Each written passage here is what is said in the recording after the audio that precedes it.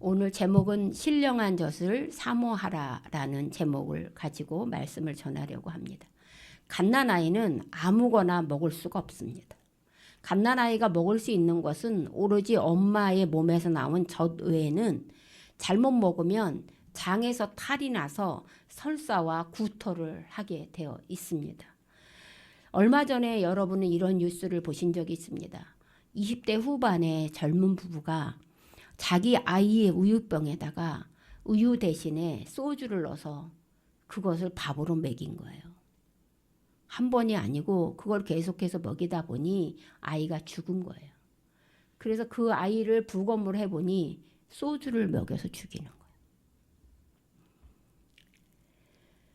그들 부모는 아이에게 소주를 먹이면 안 된다는 사실을 몰랐을까요? 몰랐다면 그들은 부모가 될 자격이 없이 그저 아이들을 나눈 그런 잘못된 지식을 가진 사람들입니다. 그래서 예전에는 엄마가 아이를 임신하거나 아이를 낳으면 모든 먹는 것을 자제를 했습니다. 내가 먹고 싶은 짠 거, 매운 거, 신 거, 쓴 거 이런 거 먹지 못합니다. 왜냐하면 내가 그것을 먹으면 내 아이의 영양분이 갈 게 없는 거예요. 그리고 아이를 낳고 나서 그런 것을 함부로 먹으면 아이가 엄마의 젖을 통해서 먹다가 설사를 하는 거예요. 왜냐하면 아이들은 간이 된 음식을 먹을 수가 없기 때문입니다. 이처럼 그런데 엄마들은 이렇게 자기가 하고 싶은 일을 하지도 못하고 그 아이에게 젖을 물려요. 그런데 오늘 베드로는 이 로마의 압제 속에서 고난을 당하고 있는 교회 공동체에 있는 성도들을 가만히 살펴봤거든요. 근데 성도들이 다 뭐냐면 하나같이 발달 장애아예요. 우리 포도원지기 교회는 나는 발달 장애인가 아닌가 한번 체크해 보시면 좋을 것 같아요. 발달 장애는 특정 질환이나 장애를 지칭하는 것이 아니에요. 아, 쟤 발달 장애야. 이렇게 수군거릴 필요가 없어요. 우리가 생각하는 그런 발달 장애가 아니라 발달 장애라는 개념은 좀 더 폭넓습니다. 사회적인 관계나 의사소통을 못하는 사람, 인지 발달이 늦게 되는 사람, 나이에 맞지 않게 행동하는 사람, 이런 모든 사람들을 발달 장애라고 합니다. 아이가 나이에 비하지 않게 너무 의젓해서 울지 않는 애들을 발달 장애라고 부르지는 않아요. 그런데 나이가 많은데 애기처럼 떼를 쓰고 자기 고집만 내세우는 사람은 발달 장애라고 부릅니다. 교회 내에는 지금 베드로가 보는 초대교회 공동체 내에는 발달 장애를 가진 사람이 너무 많아서 도대체 어떻게 해야 될지 모른다는 거예요. 사복음서에 보면요. 예수님께서 제자들을 가르치는 그 교육 방법이 뭐였어요? 비유였어요. 비유. 예수님은 자기 제자들이 상황에 처해 있는 모든 환경을 가지고 자연에 나온 것을 가지고 동물을 가지고 모두 다 비유로 사용하셨어요. 그 비유로 알려주었는데 그때마다 제자들은 깨닫지 못했어요. 그리고 조용히 자기네들끼리 모였을 때 예수님 앞에 나아가서 예수님, 아까 하신 그 비유의 말씀이 무엇입니까? 우리들에게 가르쳐 주십시오 하고 나섰던 자가 누구냐면 베드로였어요. 이 베드로가 예수님 사복음서 예수님 살아있을 때는 예수님의 뜻을 깨닫지 못해서 예수님께 또 물어보고 또 물어보고 또 물어봤던 그가 지금 베드로 전서에는 비유로 발달 장애아들이 해서는 안 될 일, 꼭 해야 될 일에 대해서 설명하고 있는 거예요. 그렇다면 우리도 언젠가는 이 베드로처럼 무엇인가 성장해서 누구에게 비유로 복음을 전파할 수 있지 않을까요? 오늘 본문은 베드로가 성장해서 비유로 말을 하는데 뭐라고 얘기하냐면 신령한 젖을 사모하라고 말하고 있다는 거예요. 젖에 대한 얘기를 하고 있다는 거예요. 우리는 젖 그러면 엄마의 젖만 생각하는데 동물들을 보십시오. 돼지를 보면, 개를 보면, 고양이를 보면 다 엄마의 몸에서 나오는 젖을 먹고 생명을 연장합니다. 그럼 베드로가 왜 이렇게 생각을 했을까요? 예수를 주님으로 받아들이는 성도들 사이에 교회를 오래 다녔어요.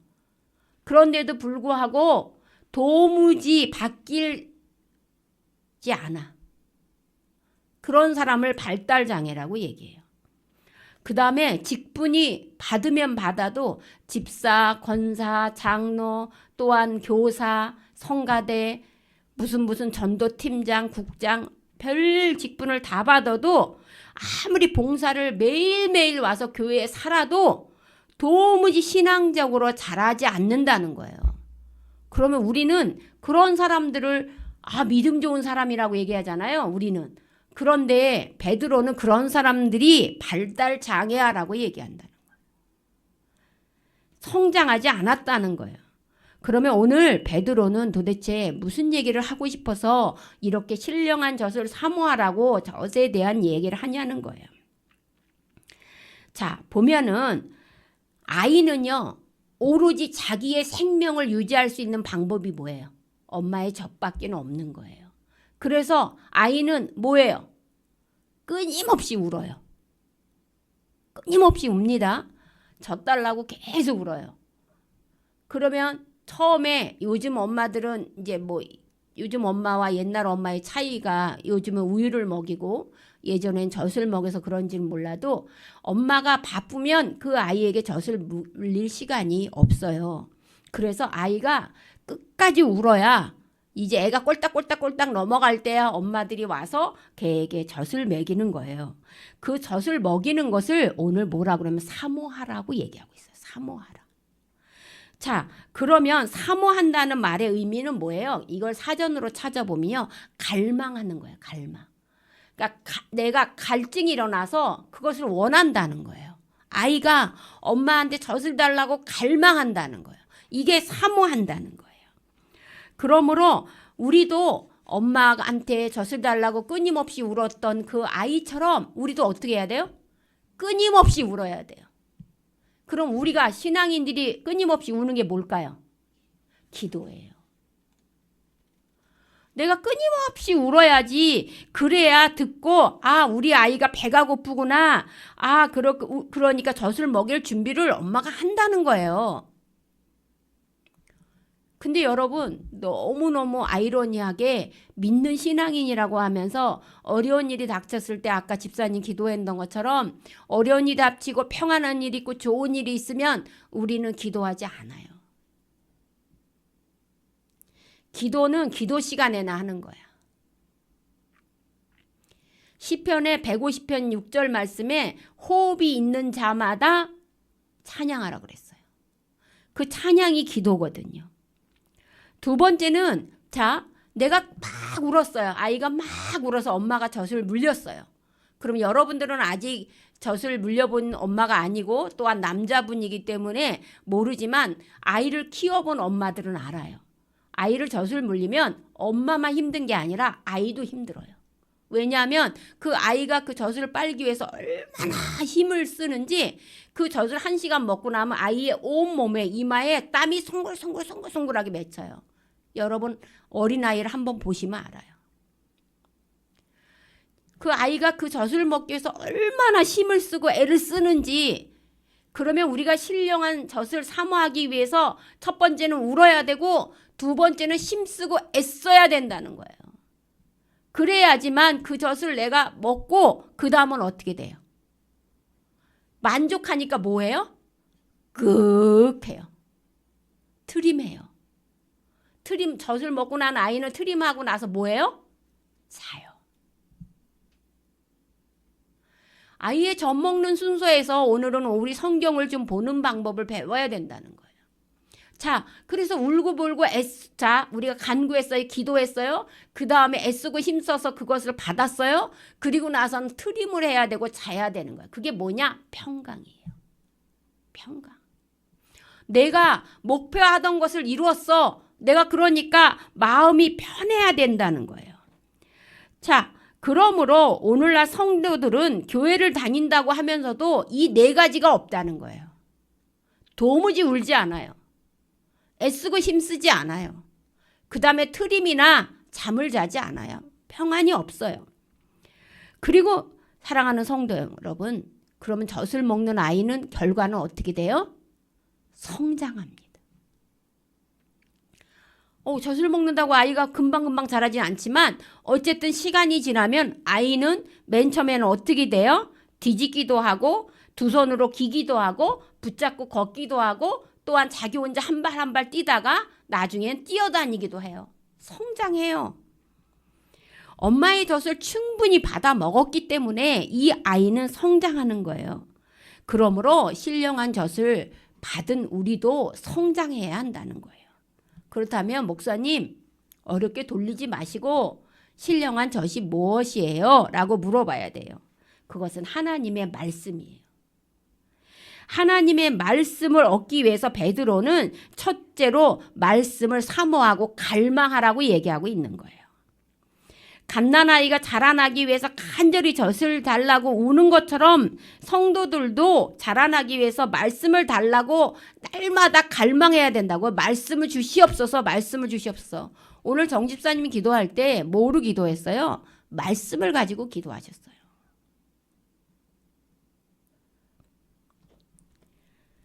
둘째로 바울이 뭐라고 얘기하냐면 베드로가 아니라 바울은 그 말씀을 듣기 위해서 말씀을 맛보아야 된다고 얘기했어요.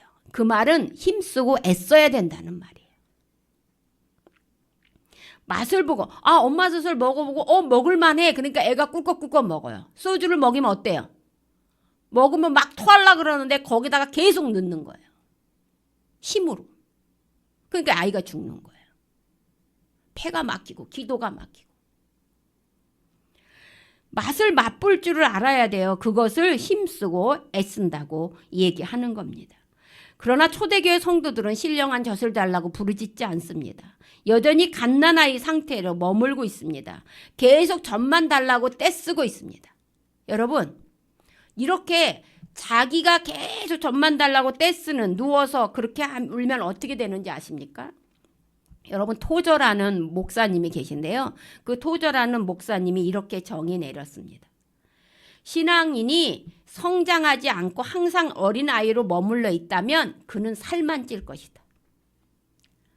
제가 이제 나이가 들고 하면서 자꾸만 이렇게 막 이게 굳어져요, 뼈가. 그래서 연세 드신 분들이 돌아가실 때 제가 뻣뻣하다는 이유를 알겠어요. 하루하루 아침에 일어나면 뻣뻣하는 농도가 세져요. 점점. 근데 아이들은 아니에요. 아이들은 일어나면 이게 빨라. 쉽게 얘기하면 우리가 막 이렇게 모서리에 앉았을 때, 엉덩이에 딱 앉았을 때 아이들은 탄력이 좋아서 금방 그 엉덩이 자국이 안 남아요. 그런데 노인들은 거기 앉았다 일어나면 그 시간이 회복되는데 오래 걸린다는 거예요. 이 토저 목사님은 그러므로 계속 그러면서 어떤 의학 박사가 나와서 이렇게 얘기하더라고요. 당신이 10년 빨리 죽고 싶다면 지금 누워서 살만 찌십시오. 그 말을 거꾸로 얘기하면 당신이 10년 더 건강에 산다면 지금 일어나서 움직이십시오라는 말이에요. 이 말처럼 토저라는 목사님은 성장하지 않는 항상 어린아이로 머물러 있다면 살만 찔 거라고 얘기해요. 두 번째는 교회에서 마땅히 해야 될 일을 찾지 못하고 그냥 방관자로 참관자로 예배만 참석한다는 거예요. 세 번째는 이런 사람들이 모이면 분열과 다툼만 일어나지 결코 성장하지 못한다는 거예요. 이걸 토저 목사님이 1960년에 이미 발표를 해놓으셨어요. 앞으로 교회는 이런 세 가지 문제 때문에 시끄러울 것이다. 말씀만 듣고 움직이지 않아서 살찐 교인들 때문에, 참관하는 참관자의 예배를 자세를 드리는 사람 때문에, 또 분쟁과 분열과 다툼만 일으키는 사람 때문에 성장하지 못할 것이라고 내다봤습니다. 사랑하는 성도 여러분, 그렇습니다. 젖을 달라고만 하고 계속 떼쓰고 누워있고 움직이지 않고 자라나지 않는 어린이라면 분명히 어떤 어린일까요? 그것은 자기 고집이 강한 사람입니다. 자기 고집을 버려야 신령한 젖을 먹을 수 있는데 자기 고집이 강하기 때문에 신령한 하나님의 말씀을 먹을 수 없다는 거예요. 그럼 베드로가 말하는 자기 고집이 뭘까요? 바로 오늘 본문 1절이에요. 오늘 본문 1절을 한번 다 같이 읽어보도록 하겠습니다. 그러므로 모든 악독과 모든 기만과 외식과 시기와 모든 비방하는 말을 버리고, 신령한 젖을 먹기 위해서는 두 가지를 해야 돼요. 하나는 버려야 돼요. 하나는 사모해야 돼요. 두 가지만 기억하시면 돼요. 버려야 될 것이 5가지예요. 그게 첫 번째로 모든 악독입니다. 자, 악독이라는 건 뭐예요? 남을 해치려는 마음이에요. 남에게 피해를 주는 행동이 악독이에요. 그러므로 우리는 하나님 사랑, 이웃 사랑을 지키라고 최대 강령을 받은 성도 거룩한 무리예요. 그런 우리가 이웃에게 모든 악독, 이웃을 해치려는 마음을 가져서는 이거는 성장할 수가 없다는 거예요. 이건 버려야 된다는 거예요. 내 마음에 저 사람이 안 됐으면 좋겠어 하는 그런 마음, 저 사람이 좀 해치려고 하는 그 마음, 이거는 우리가 버려야 될 첫 번째라는 거예요. 두 번째 우리가 버려야 될 것은 뭐냐면 모든 기만이라는 거예요. 기만은 뭐예요? 거짓이라는 거예요. 거짓의 아비는 누구예요? 사탄이에요. 그러므로 우리가 남을 속이려고 하는 그것은 사탄의 자녀지 하나님의 자녀가 아니라는 거예요. 그러니까 내 안에 솔직하셔야 됩니다. 솔직해서 내가 손해를 보는 날이 너무 많아요. 그럼에도 솔직하셔야 돼요. 사기쳐서 안 돼요. 거짓말해서 안 돼요. 그러므로 거짓 행동을 버리셔야 됩니다. 세 번째가 뭐냐? 맞아, 외식입니다. 외식. 밖에 나가서 먹는 거 아니고요. 겉과 속이 다른 거예요. 내가 겉에는 막 당신을 엄청 사랑하는 것처럼 하면서 속으로는 저 사람 미워 죽겠어 하는 마음을 갖고 있는 외식. 겉과 속이 다르는 거예요. 그러므로 외모만 꾸미지 마시고 내 내면도 아름답게 꾸밀 줄 아셔야 돼요. 이게 버려야 되는 거예요. 자, 네 번째는 뭘까요? 시기예요. 시기. 시기의 최초 조상은 누구예요? 가인이에요. 시기는 왜 일어나요? 남하고 비교했을 때 일어나요. 우리 지원이가 내가 다른 친구랑 비교를 해서 제 친구는 너무 잘하는데 쟤는 뭐가 이렇게 잘난 거야? 막 그렇게 생각하면 안 된다는 거예요. 시기는 비교 의식에서 살아나는 거예요. 그러므로 걔는 걔대로의 장점이 있고 나는 나대로의 장점이 있어서 걔는 걔대로 하나님의 쓸모가 있고 나는 나대로 하나님의 쓸모가 있다고 생각해야지 그를 자꾸 비교하고, 그래서 우리가 남편을 비교하고 아내를 비교하고 친구를 비교하고 남자친구를 비교하면 그러면 결론은 누가 망하는 거냐면 내가, 그 시기심에 내가 버리는 거예요. 마지막으로 버려야 될 것이 비방이에요. 비방이라는 건 혀에서 나오는 거예요. 제가 야고보서 설명할 때 뭐라 그랬어요? 우리는 하나님의 영이 있는 사람이라 동물하고 다른 점이 뭐예요? 말하는 거예요. 그러므로 한 혀에서 쓴 것과 단 것이 같이 나올 수 없다는 거예요. 거짓말과 선한 말이 같이 나올 수 없다는 거예요. 그러므로 비방을 어떻게 하라는 거예요? 비방이라는 것 자체 할 생각을 하지 말라는 거예요. 내 마음에 안 든다고 말 한부지 하지 말라는 거예요. 적어도 이 5가지 중에 우리가 한 가지씩은 버리세요.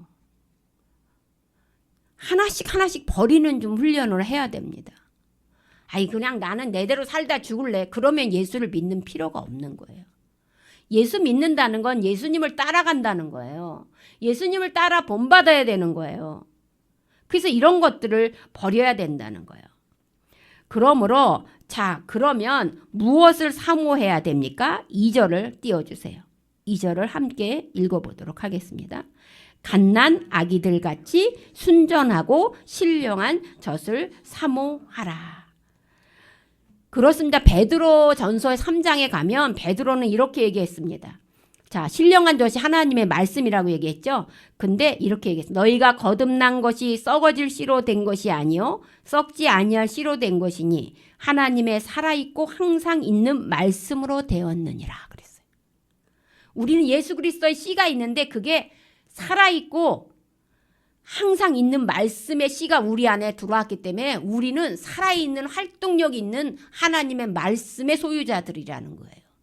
그러므로 그 말씀, 살아있는 말씀을 사모해야 돼요. 그러면 사모해야 되는데 그럼 어떻게 사모해야 되느냐 몇 가지를 알려줍니다. 첫 번째는 말씀을 많이 들으셔야 됩니다. 제가 청년에 다니던 교회가 운하교회라고 성결교회인데요. 거기는 담임 목사님이 안 계셨어요. 그런데 주일마다 목사님을 새로 오셔서 말씀을 전하는데 저는 거기서 20년을 다녔는데 목사님이 설교한 거 하나도 기억이 안 나요. 무슨 말씀을 했는지. 그래서 저도 제가 지금 이 말을 한다고 해서 여러분이 막 듣고 회개한다고 생각 안 해요. 저는 목사님이 한 말이 하나도 생각이 안 나요. 근데 기억나는 게 하나 있는데 그게 뭔지 아세요? 바로 자체적으로 뭐를 했냐면 남전도회, 여전도회 성경 퀴즈 대회를 했어요. 별로 많지도 않았어요. 여전도회가 한 10명 정도 있었는데 그 여전도에서 성경 퀴즈 대회를 하면서 로마서 퀴즈 대회를 했어요. 그래서 성경이 뭔지도 모르고 배움 바도 없고 로마서 퀴즈 대회를 하는데 로마서를 계속 읽다가 제가 이제 어쨌든 대표로 나가야 되니까 어떤 집사님하고 둘이 대표로 여전도회 대표로 나가는 거예요. 청년부 대표, 고등부 대표 뭐 이렇게 대표로 나오는데 저는 여전도회 대표로 저하고 이제 어떤 집사님하고 같이 나갔어요. 그랬는데 거기서 퀴즈가 나왔는데 믿음은 어떨 때 생기나요? 라는 질문을 했어요. 로마서라 그랬어요. 자, 믿음은 어떤 때 생기나요? 네. 로마서 10장에 말씀은 믿음은 들음에서 나며 그랬어요. 그럼 듣는다는 것은 하나님의 말씀이니라. 그걸 저는 못 외우기로 유명한 사람인데 그거를 내가 딱 들은 거예요. 본 거예요. 그래서 들음에서 납니다. 로마서 10장에 나옵니다. 라고 해서 저희가 우승을 했어요. 정말. 근데 그게 지금까지 잊혀지지가 않아요. 이게 말씀은 살아있고 항상 있다는 거예요. 그러므로 목사님의 말은 안 들어왔는데 내가 본 하나님의 말씀은 살아서 계속해서 말씀은 듣는 거야. 믿음은 어떻게 생기는 거야? 아니 믿어지지 않아요. 와서 앉아서 들어야 돼요. 계속. 자, 주일날 설교만 들어갖고 여러분의 믿음이 자라지 않아요. 그래서 유튜브로 우리 고은이가 수고해서 만들어서 올려요. 그러므로 여러분이 시간이 있을 때마다 주일에 설교했던 것들을 자꾸 방송으로 계속 들으셔야 돼요. 첫 번째는 말씀은 들음에서 많이 나오기 때문에 말씀을 사모하는 사람은 많이 들으셔야 돼요. 두 번째는 규칙적으로 읽으셔야 돼요. 아이가 엄마 저 싫다고 안 먹어. 그러면 어떻게 돼? 편식하는 거예요. 편식하면 자라나요? 안 자라나요? 안 자라나요. 그러므로 두 번째는 규칙적으로 읽어야 돼요. 내가 배고프다고 엄마 젖을 이만큼 먹고 그 다음에는 몇 달 동안 안 먹으면 아이는 자라지 않아요. 그러므로 수학 문제도 마찬가지고 영어도 마찬가지예요. 공부도 마찬가지예요. 내가 꾸준히 공부를 해야지 오늘 5시간 공부하고 내일부터 일주일 동안 왕창 안 해요? 실력 안 늘어요. 꾸준히 목표를 정해놓고 규칙적으로 내가 읽고 싶은 마태복음만 읽지 말고 내가 읽고 싶은 사도행전만 읽지 말고 체계적으로 그 순서에 따라서 계속해서 읽어야 돼요. 세 번째는 베레아 성도들처럼 말씀을 읽었다면 이 말씀이 예전에 예수님이 그 시대 사람들에게 한 말씀이야. 먼 옛날 옛적에 하나님이 이스라엘 백성에게 한 말이야. 그러면 오늘을 살고 있는 나에게 이 말씀이 어떤 의미가 있지? 연구하셔야 된다는 거예요. 이게 상고하는 거예요. 어떻게 이해해야 되는지 여러분 스스로가 그것을 연구해야 되는 거예요. 예수를 믿는다는 것 그렇게 쉬운 문제가 아니에요. 예수를 믿는다는 건 말씀이신 하나님을 믿는 거예요. 말씀을 믿어야 되는 거예요. 그러면 자연스럽게 말씀을 상고하게 되면 어떻게 돼요? 그 말씀이 외워집니다.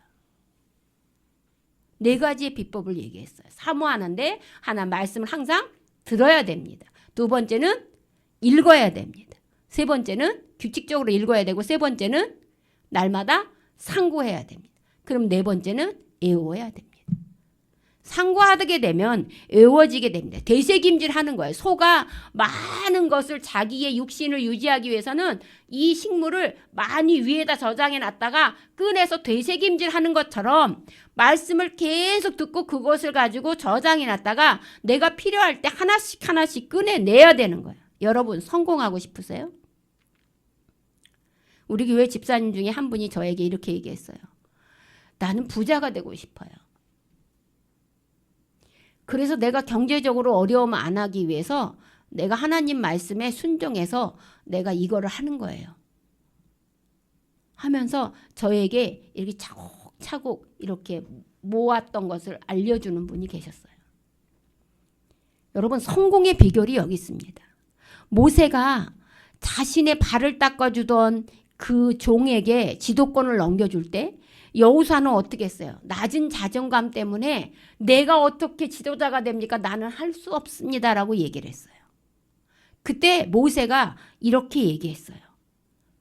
축복 이렇게 하면 너는 축복을 받을 수 있다. 라고 얘기해 줬어요. 다윗이 자기 아들 솔로몬에게 죽으면서 축복받는 네가 왕권을 계속 유지하는 방법은 이런 방법이다 알려줬어요. 그러므로 우리는 여러분 성공하고 싶으십니까?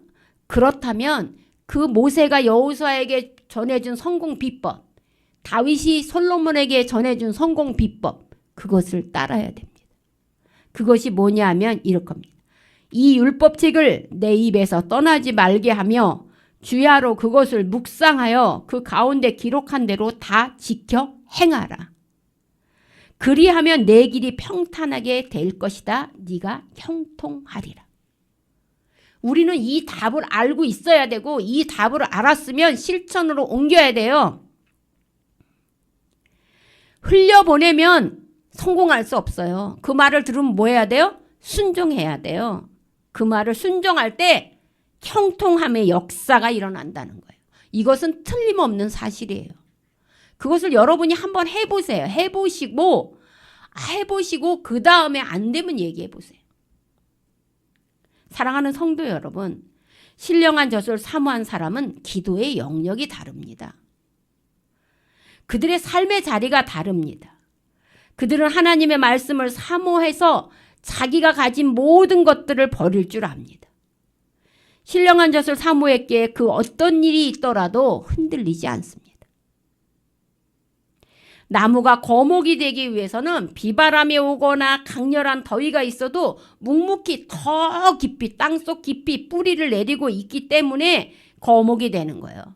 풀들은 더우면 그냥 쓰러져요. 왜? 뿌리 내리려고 하지 않아요. 애쓰고 힘써야 되는 거거든요. 하지 않아요.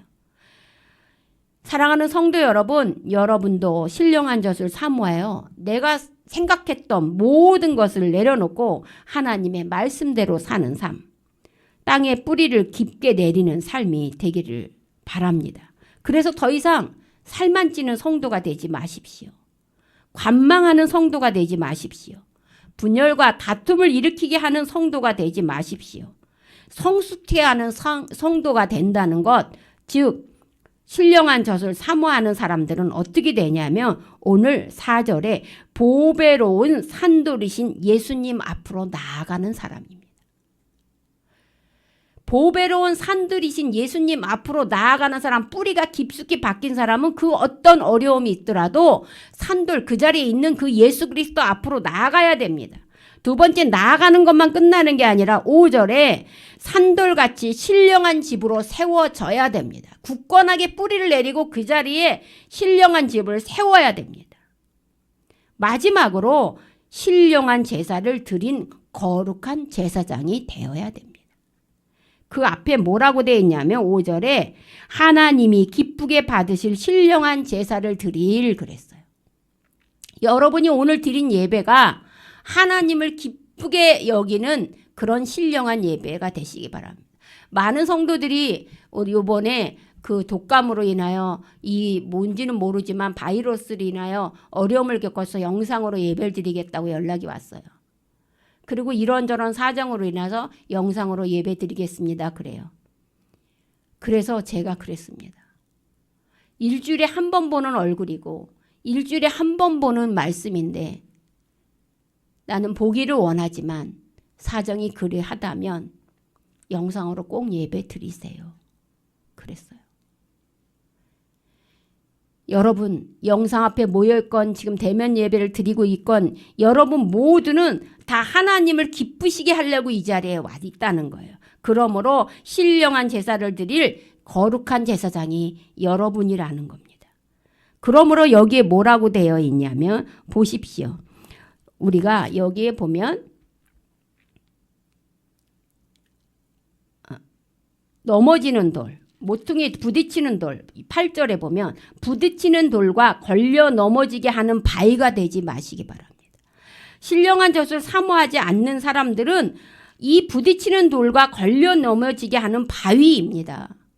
그러므로 사랑하는 성도 여러분, 모퉁이의 머릿돌이 돼서 이런 축복의 말을 받으셔야 됩니다. 오늘 베드로는 이런 축복의 말을 해주기 위해서 신령한 젖을 사모하라고 얘기하고 있습니다.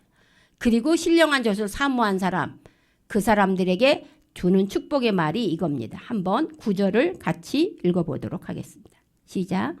그러나 너희는 택하신 족속이요 왕같은 제사장들이요 거룩한 나라요 그의 소유가 된 백성이니 그랬습니다. 아까 서론에 제가 말씀드린 것처럼 제가 결혼식에 가서 한국인의 집에 가서 예식을 끝나고 저녁 6시부터 밥이 나오는데요. 이렇게 10명씩 룸이 다 한옥이 있어요. 거길 갔는데요. 정말 귀하게 대접받는 그렇게 하더라고요. 굉장히 비싸요. 그런데 이런 개인 상에 일일이 천천히 먹을 수 있게끔 그때그때마다 음식이 한정식이 서빙이 되더라고요. 그때 무슨 생각이 들었냐면 대접받는 느낌이 들었어요.